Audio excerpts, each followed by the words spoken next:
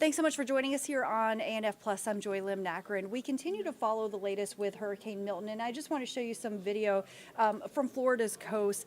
It barreled into the Atlantic Ocean on yesterday, plowing across Florida, knocking out power to more than 3 million customers, whipping up 150 tornadoes, and this storm is also blamed for at least 4 deaths. And of course, this comes after Hurricane Helene did so much damage across our area, and many still recovering from that. I should also say we have thousands of evacuees coming from Florida to Georgia, as we have various places here for them to seek refuge. But what we want to talk about right now is really how you can deal with the impact and how you can prepare for more hurricanes, as we are still in hurricane season. So joining us now, we have a contractor who specializes really in this sort of effort. We have Alex Heide. And we so appreciate you joining us this morning, because we know that, unfortunately, we're still cleaning up, many of us, from Hurricane Helene and now Milton, and potentially more storms to come. So what is your best advice in terms of how to get ready?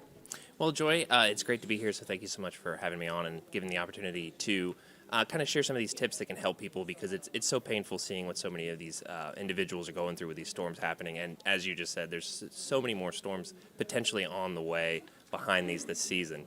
So I do have like 5 great tips that I consider that are really helpful to homeowners, both before and after the storm.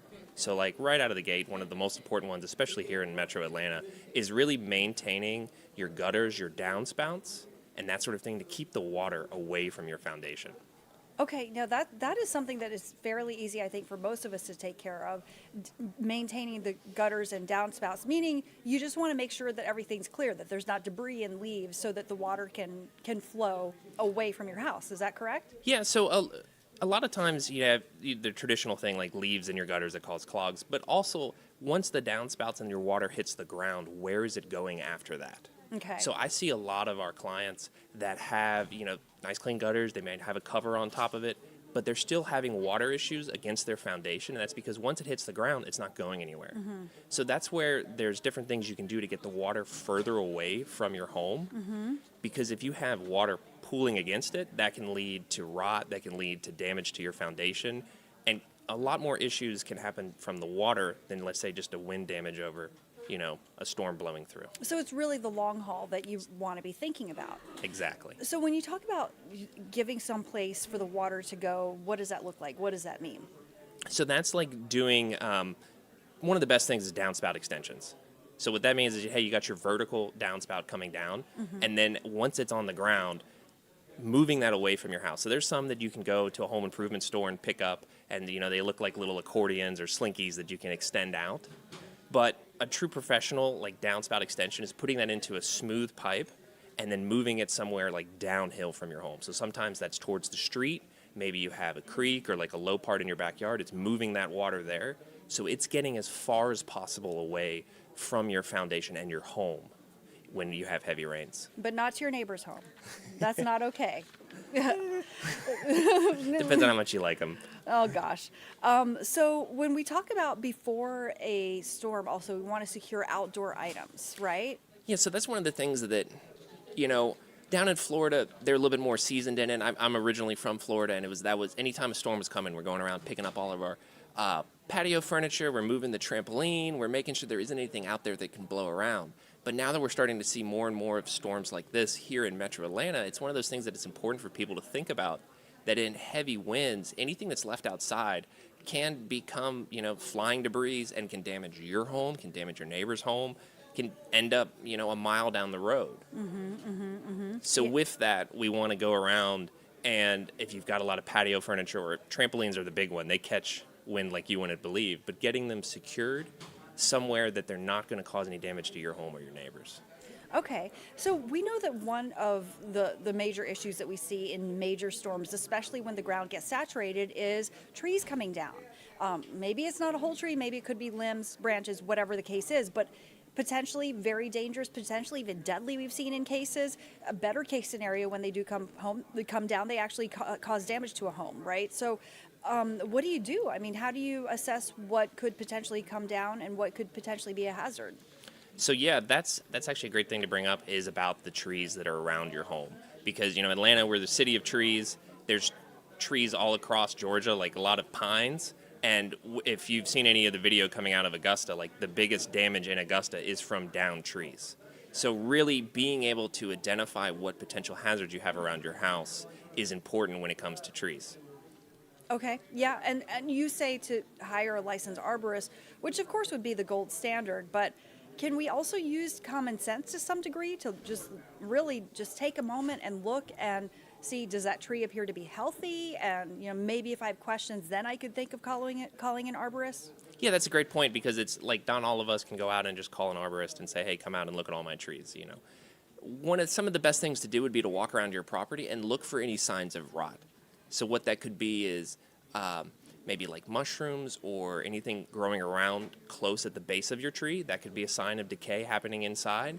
Also look up at the top of the tree itself, because generally when trees will start to die or die back, as the term is, you'll start to see that it won't have any greenery at the very top of the root of the tree. Interesting. So looking at that, looking at branches that are potentially like hanging over your house, or just step back and look at the tree and think about the angle that it has and where it could potentially fall if it did fall.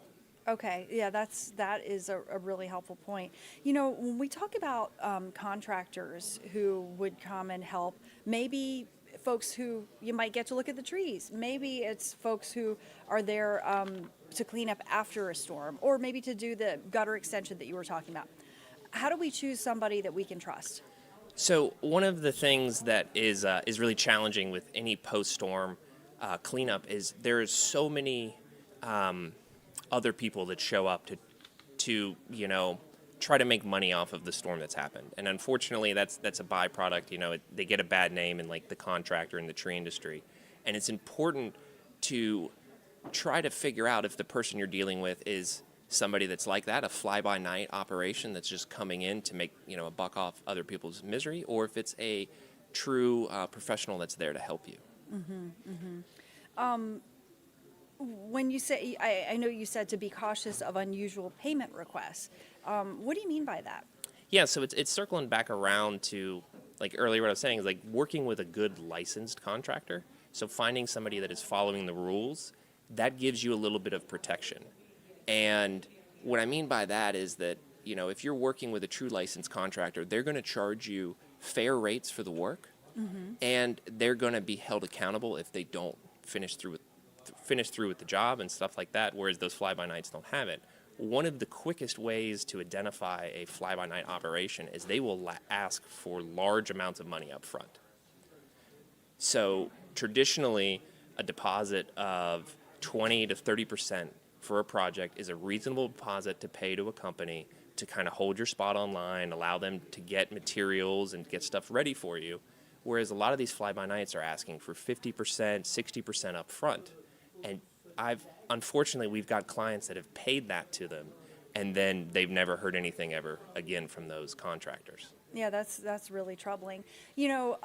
I know we don't want to get too much into the topic of insurance, but just touching on it quickly, I mean, how do we prepare to make sure we're in a place that we can, make the best of maybe our homeowners insurance? So one of the best things you can do is at the start of every, let's say, storm season every year, is to really go through and kind of document maybe any upgrades you've done to your house.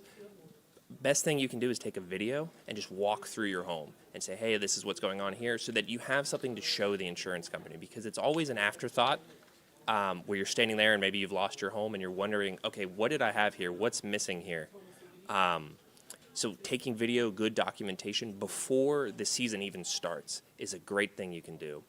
You can also, if you unfortunately are affected by a storm hitting you, maybe a tree landed on your house, and you've got to start that claim, documenting as much as possible up front is really beneficial. All right. Well, thank you so much. Contractor Alex Heide from Haida Contracting. So appreciate your expertise and your advice. Of course, unfortunately, we're still dealing with the aftermath of Hurricane Helene, and then we're dealing with the situation with Milton, and the storm season far from over, but hopefully your advice will help us get through. Thank you again for coming in. Thank you, Joy.